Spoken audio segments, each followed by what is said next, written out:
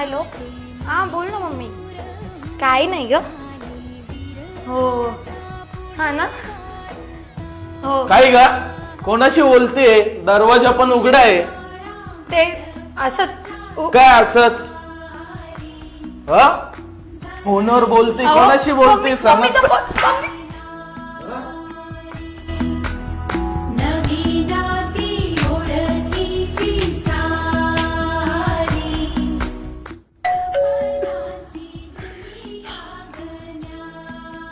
Bell वाजती, तुला आवाज नाही येते का? बहिरी झाली का?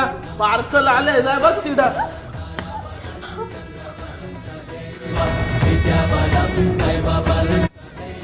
सर तुमचं पाठ.